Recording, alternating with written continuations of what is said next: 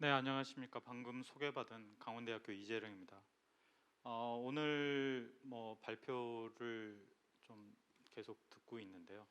그러니까 가장 어려운 발표가 쉽게 설명하는 발표 내용인 것 같아서 오늘 발표의 부담이 다른 어느 때보다 더 컸다고 말씀드릴 수가 있겠습니다.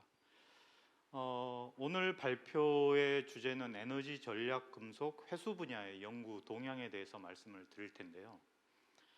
이 발표의 목적은 이제 앞서 말씀하셨다시피 우리나라의 전략 산업의 하나인 에너지 산업에서 핵심적으로 필요한 금속이 어떤 것이고 이러한 산업을 지속적으로 발전시키기 위해서는 어떠한 기술 내용이 필요한지에 대해서 근거 자료를 마련하기 위해서 본 자료를 조사하였고 그 내용에 대해서 말씀드리도록 하겠습니다. 먼저 이제 발표에 앞서서 흔히 사용하고 있는 이제 용어에 대해서 먼저 제 나름대로 정의를 하고 넘어가도록 하겠습니다. 핵심적으로 사용되는 금속에 대해서 저희들은 흔히 주요 금속, 필요 금속, 필수 금속, 그리고 전략 금속, 마지막으로 핵심 금속이라는 단어를 사용하고 있고요. 이와 더불어서 희소 금속이라는 용어도 사용을 하고 있습니다. 하지만 이렇게 사용되는 용어들의 각각이 지니고 있는 의미에 대해서 좀 정리를 하고 저희가 얘기하고 싶은 금속이 이 중에서 어떤 카테고리에 들어갈 수 있는지에 대해서 먼저 나름대로 정리를 하고 넘어가도록 하겠습니다. 지금 이제 우리가 사용하고 있는 그러한 용어들의 우리나라 말의 용어들의 영어적인 단어를 보면 코어 메탈, 스트래테직 메탈, 크리티컬 메탈이라고 전환할 수가 있겠는데요. 앞서 말씀드린 주요 금속, 그리고 필수 금속, 필요 금속은 이 중에서 코어 메탈에 해당된다고 할 수가 있겠습니다. 이 코어 메탈이라고 하는 건 넓은 의미에서 말씀을 드리면 우리가 흔히 사용하고 있고 또 우리나라에서 희소금속 비축 정책에서 정의한 희소금속과도 거의 유사한 의미라고 말씀드릴 수가 있겠습니다. 이러한 용어의 정의를 내리는 기준 그리고 요소에 대해서 설명드리면 방금 말씀드린 희소금속, 주요금속에 대한 정의는 자원 희소성 그리고 회수의 난이도 그리고 그 국가의 주력 산업의 연계성과 그 국가의 국가 성장 동력 산업으로의 확장성을 고려한 금속을 희소금속 그리고 주요금속이라고 정의를 하고 있습니다. 엄밀히 말하면 주요금속은 이 의미의 어떤 소재나 부품, 제품의 특성에 직접적으로 그 특성을 향상시킬 수 있는 필수, 핵심적인 금속을 핵심 주요 금속이라고 얘기를 하는데 요즘은 이제 이 범위까지 넓혀서 희소금속의 카테고리에 집어넣고 있기 때문에 녹색으로 표시한 부분이 희소금속을 정의하는 기준이라고 생각하시면 되겠습니다. 이 기준에 한 걸음 더 나아가서 그 금속이 다른 금속 혹은 다른 소재로 대체 가능성이 있느냐를 판단해서 그 다음에 나오는 전략금속이라고 정의를 합니다. 그래서 전략금속이라고 하면 앞서 말씀드린 희소금속의 또 다른 대체 불가능한 금속을 전략금속이라고 하고 그 다음에 마지막으로 이제 오늘 말씀드릴 핵심 금속에 대한 정의는 크리티컬 메탈이라고 할 수가 있는데 이건 시장 규모 그리고 공급 위험성, 매장 국가의 편제성, 가격 불안정성과 같이 미래 불안전한 수급 가격이 예상되는 가격 시장이 예상되는 그러한 불안 요소를 가지고 있는 금속을 여기서 얘기하는 핵심 금속이라고 정의를 할 수가 있겠습니다. 오늘 발표는 에너지 산업 중에서 우리가 주로 연구를 해야 되고 에너지 산업의 발전을 기여하기 위해서 어떤 금속을 설정할 건지, 그 핵심 금속을 무엇으로 설정할 건지에 대한 내용으로 말씀드리도록 하겠습니다. 밑에 나와 있는 그림은 간단하게 주요 금속과 그 기능성을 가지고 있는 부품, 그리고 산업으로 연결되는 제품에 대한 예시를 나타낸 그림입니다. 이건 이제 우리나라에서 정의하고 지금 현재 비축 사업으로 연계된 희소 금속에 대한 정의입니다. 금속과 광물을 좀 혼재돼서 쓰고 있는데 이 이유는 별다른 의미가 없고 이 비축 사업이나 그리고 희소 물질로 분류되는 것 중에 탄소와 같이 비금속인 물질이 존재하기 때문에 우리는 금속과 광물을 혼재해서 사용하고 있다고 생각하시면 됩니다. 그래서 우리가 흔히 알고 있는 광물의 개념과는 약간 다른 의미를 지니고 있다고 말씀드릴 수가 있겠습니다. 정의는 앞서 말씀드린 그 정의로 규정되어 있고요. 여기서 보시는 바와 같이 각 국가마다 선정되어 있는 희소금속의 종류가 달라지게 됩니다.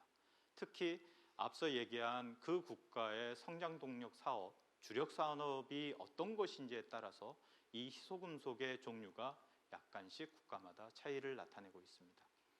한국과 같은 경우는 주력 산업이 조명 산업이라든지 전기 전자 산업, 그리고 오늘 얘기할 에너지 산업이 주력 산업이기 때문에 이에 관련된 금속이 주로 포함되어 있고요. 미국과 같은 경우는 이 희소금속 정책에 포함되어 있는 원소들이 국방, 우주, 그리고 저희가 할 수 없는 원자력 산업에 필요한 원소들을 포함해서 규정하고 관리하고 있습니다. 이건 2018년도에 미국에서 발표한 전략금속입니다. 에너지 전략금속. 앞서 말씀드린 이제 전략금속의 정의를 가지고 보시면 될 텐데요.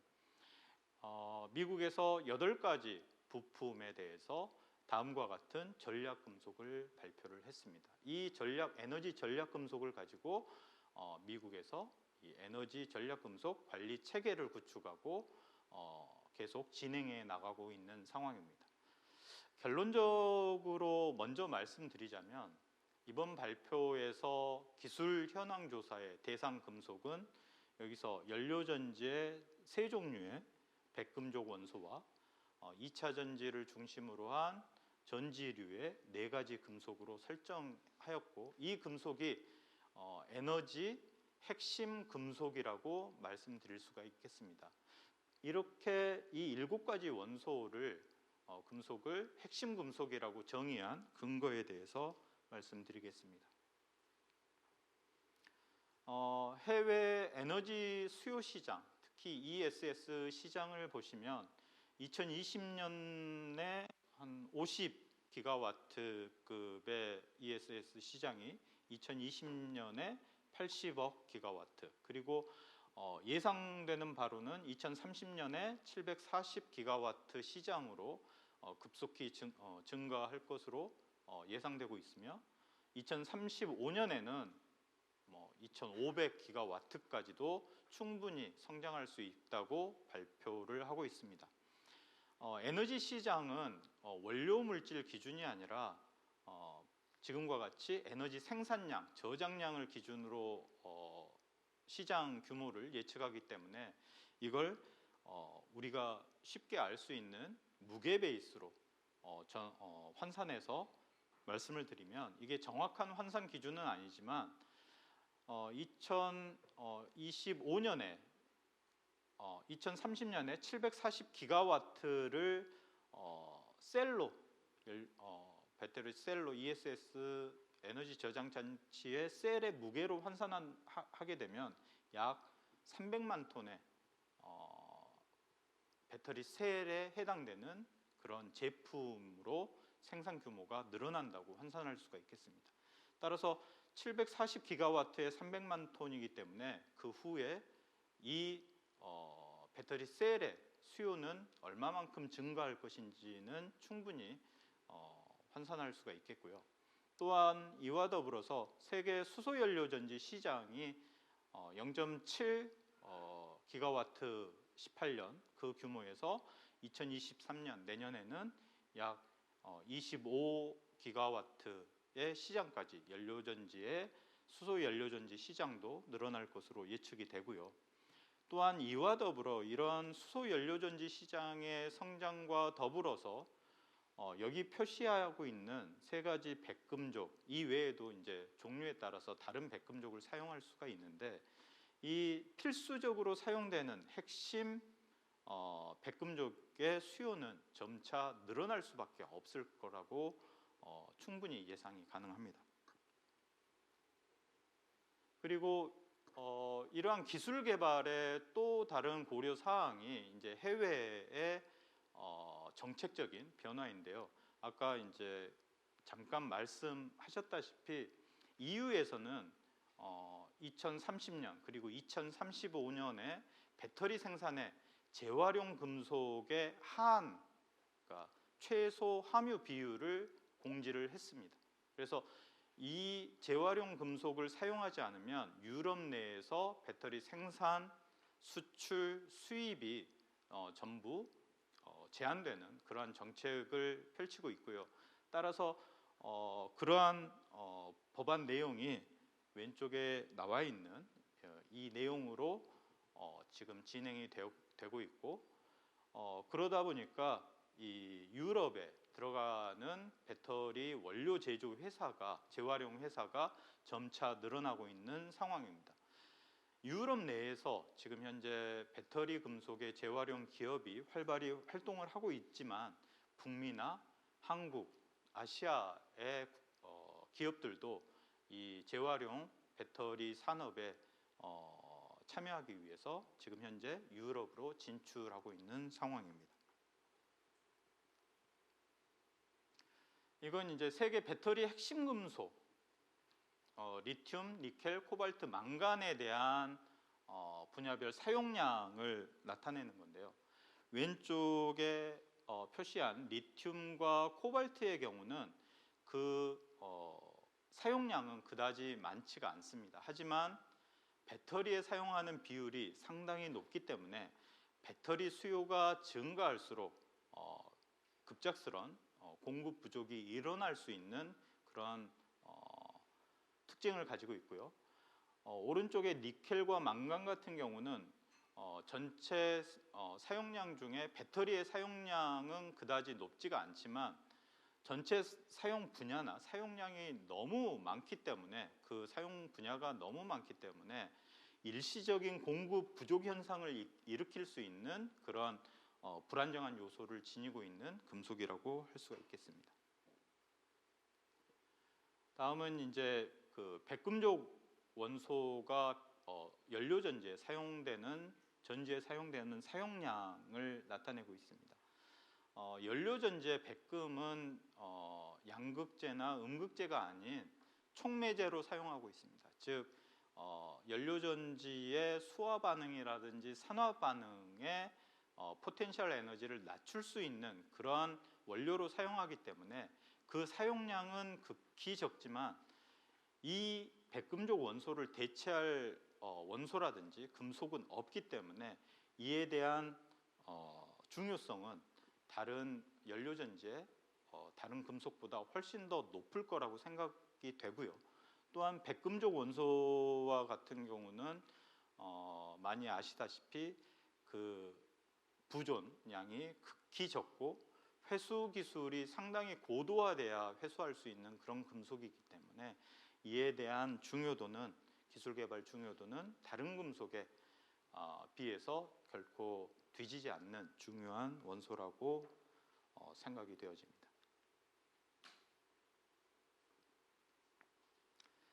이렇다 보니까 국내 사용량도 국내 에너지 시장이 증가하고 있어서 국내 사용량도 증가하고 있고 또한 이러한 증가량을 보완하기 위해서 국가 정책으로 재활용률 향상에 R&D 투자를 급속히 늘리고 있는 상황에서 재활용률은 점차 증가하고 있지만 그 비율은 아직 다른 범용 금속에 비해서 약간 낮은 수준이고, 기술 선진국인 유럽과 일본에 비해서 이 재활용률은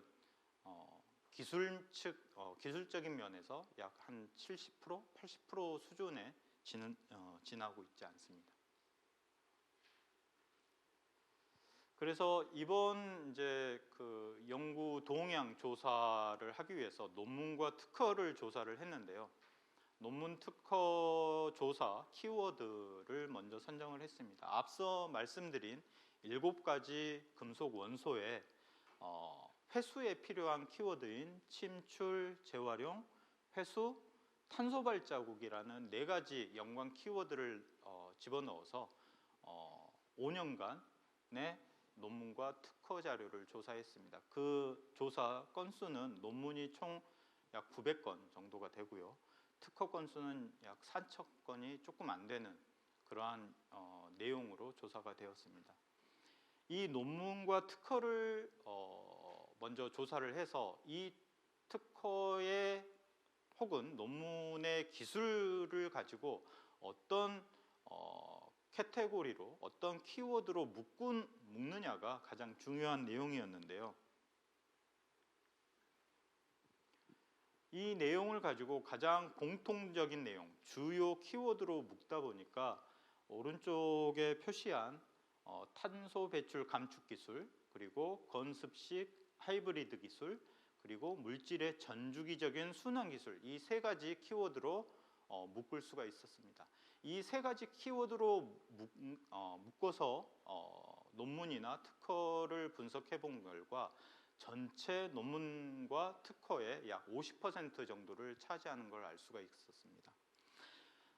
좀 더 자세히 설명하면 탄소 배출 감축 기술은 공정 에너지 절감 기술도 포함되어 있고요. 원료로 사용하고 있는 탄소를 대체하는 기술도 여기에 포함되어 있습니다.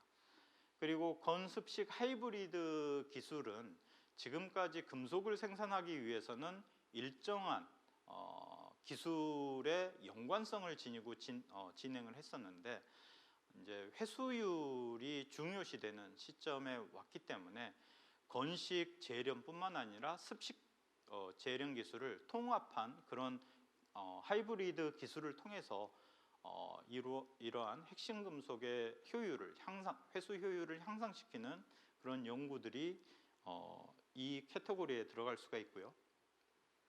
전주기 순환 기술은 탄소 발자국과 마찬가지로 이 물질이 태동돼서 완전한 서큘레이션에 진입할 수 있는 그러한 기술을 의미하고 있습니다.